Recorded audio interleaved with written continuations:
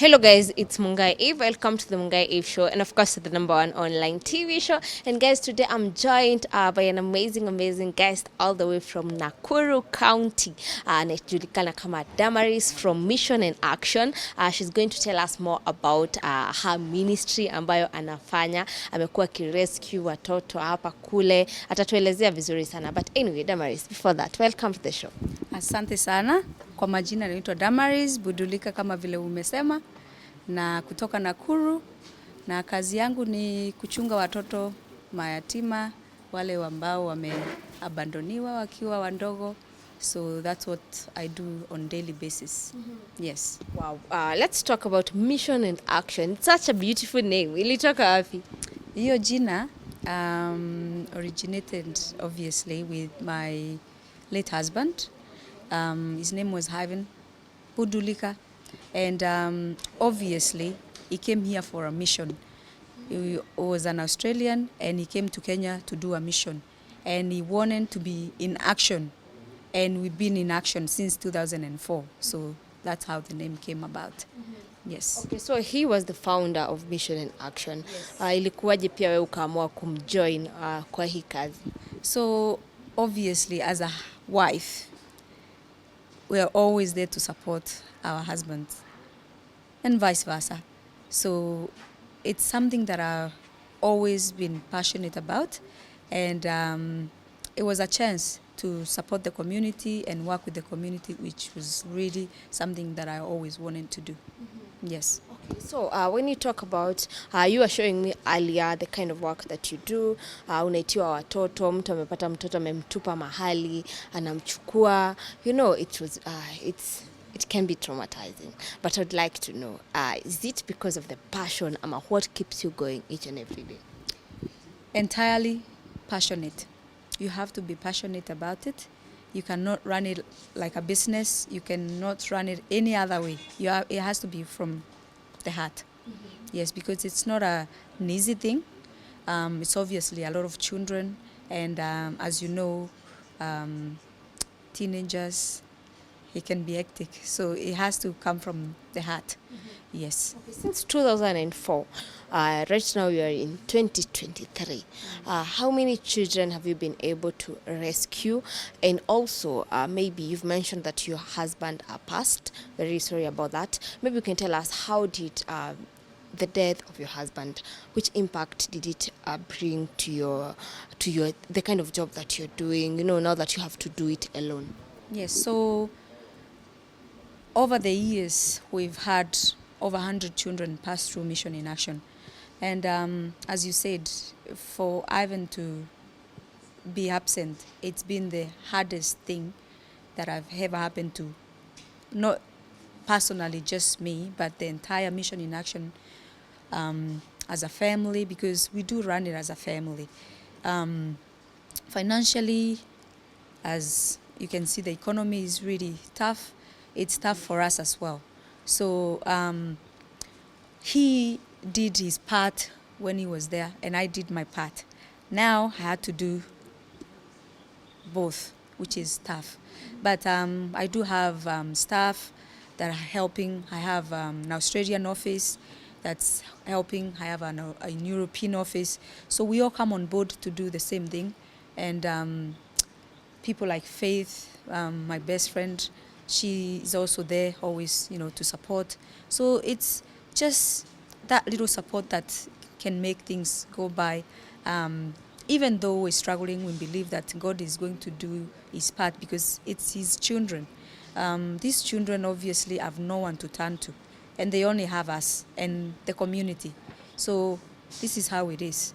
It's tough, it's hard, but okay. When you guys started this missionary, where did you get the funding from? And also, I'm aware iko Nakuru, it's not like in Nairobi whereby people are familiar with such things. How did the community or the society receive that issue?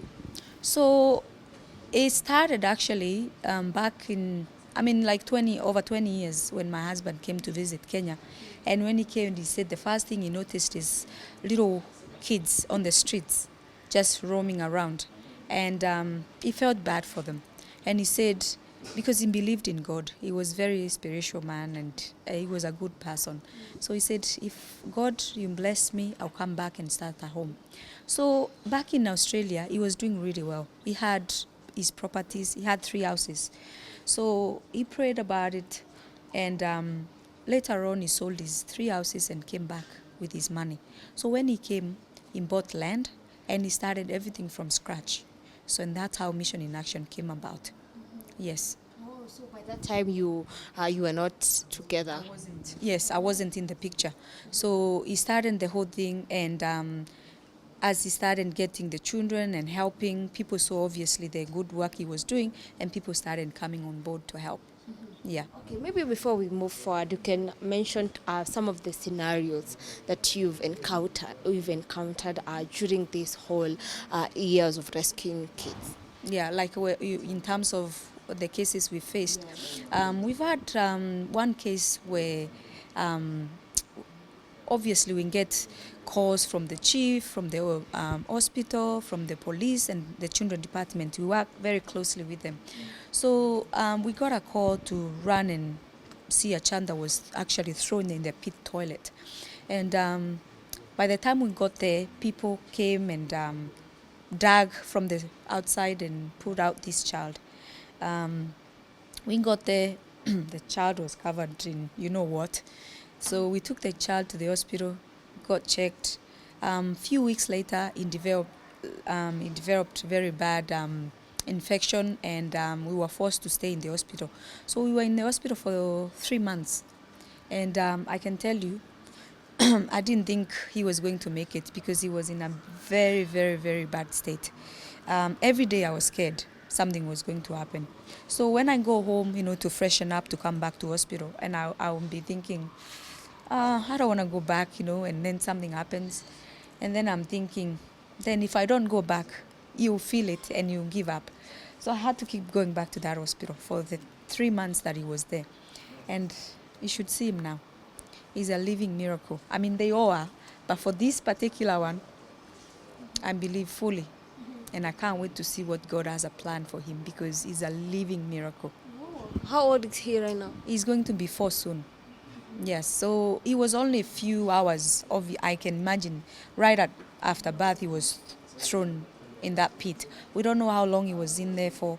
Obviously, someone was going to the toilet and they had the baby cry, and that's how he was rescued.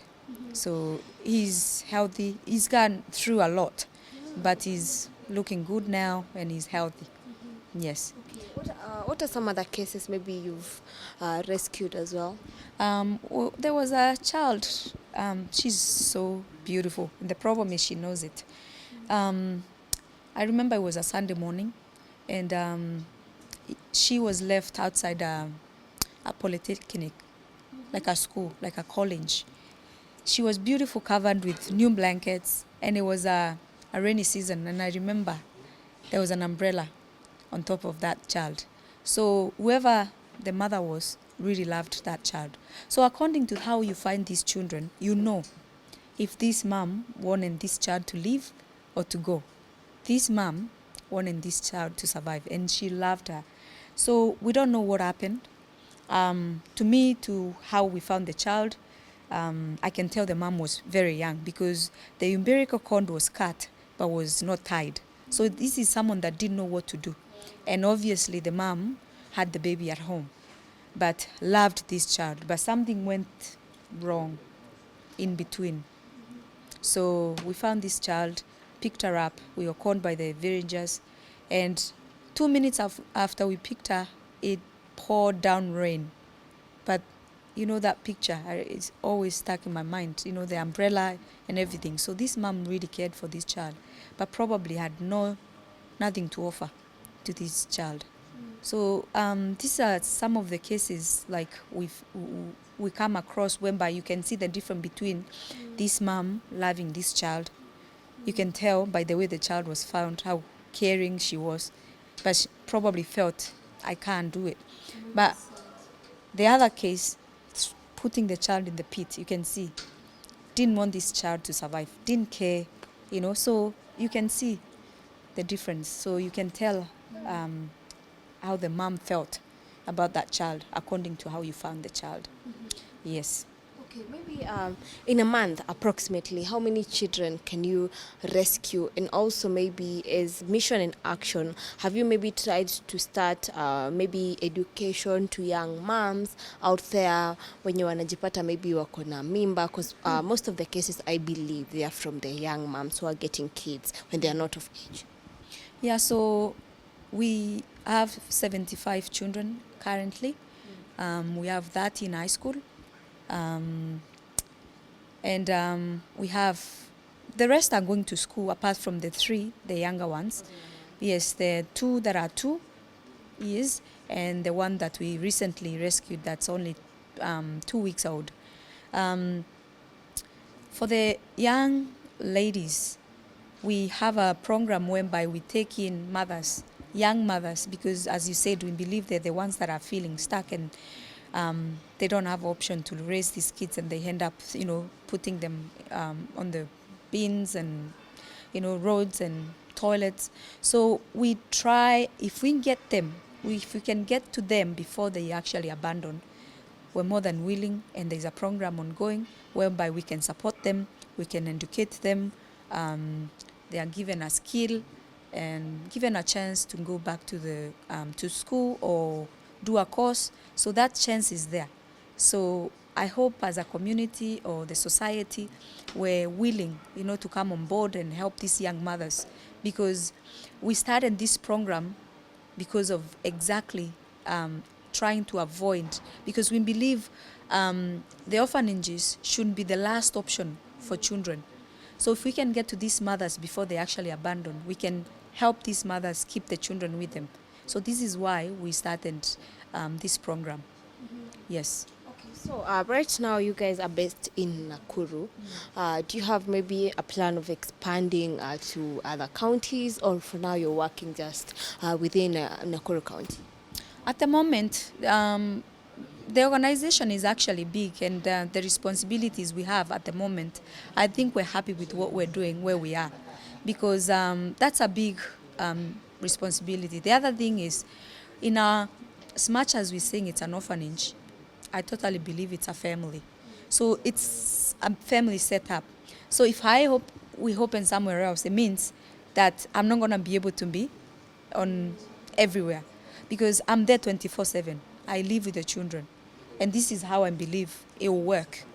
I don't believe in like having a home and then you come there once a week, once a month to check on the kids. You need to be there. I mean, you can be out, traveling or promoting for a month or 2, but you have to be there for these kids. They need that one-on-one. They need to be safe. They need to feel the love, and they need to feel the security. And you cannot give that if you're not there. So yeah, I think we're happy with where we are in Nakuru and what we're doing at the moment. Okay. Do you have maybe people who fund you, or you guys are doing it alone? So our funding mostly is from individuals. Yes, so we don't have companies or corporate sponsors.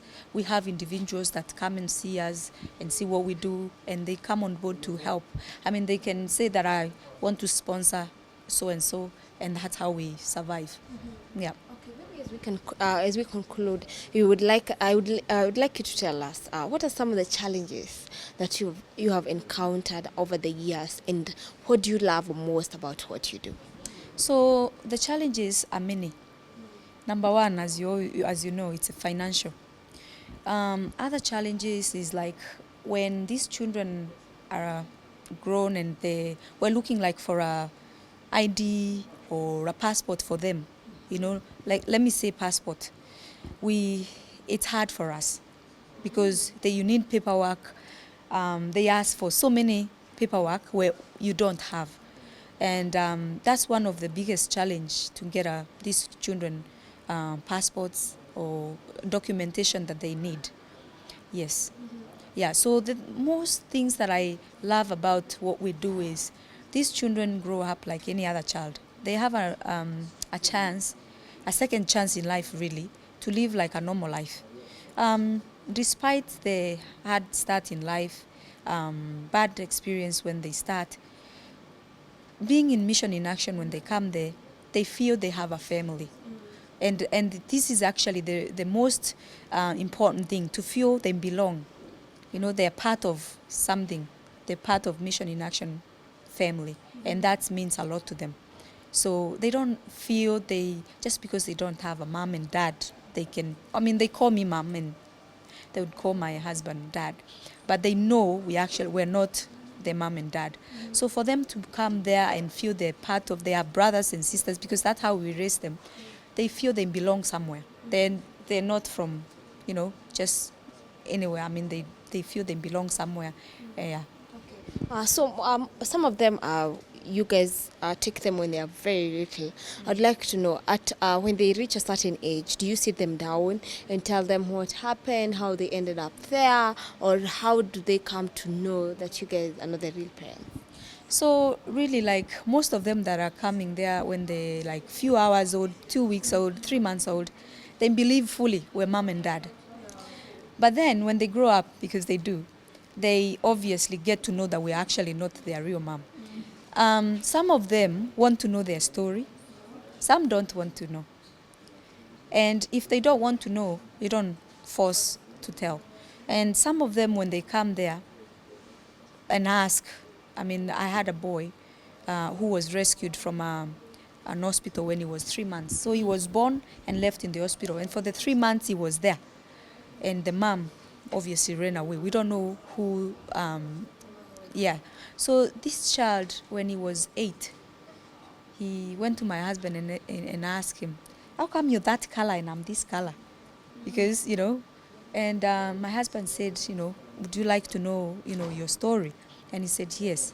And he explained how he was left in the hospital. And obviously, sometimes you have to make it a bit sounding nice and say your mom probably cared for you so much but couldn't take care of you. So he left you there where she knew that you'd be taken care of. And that's how I came and got you, and that's why you're here.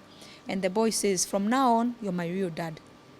This boy has been so close to my husband, and when he passed, he was the most affected. And he's very smart. He's finishing Form 4 in 2 months, and he's so talented. He is talented when I tell you that. He's a speaker. Yeah. At any point, maybe these kids, especially like that one, because now he's of age, he's in Form 4. Kuna wengine ambao maybe wakishafika kuwa wakubwa zaidi, they start maybe looking for their parents, or you start to see they have interest to knowing their background. Like for him, he knows he doesn't have anyone. Because normally when we get a child, the first moments of days or weeks, we try and trace according to where they found or little details that we have. We try so much to find anyone that can know them. And in that case, most of the children that are there, we have no idea who they are, where they come from. So they know. We have no idea who their parents are or who they're related to.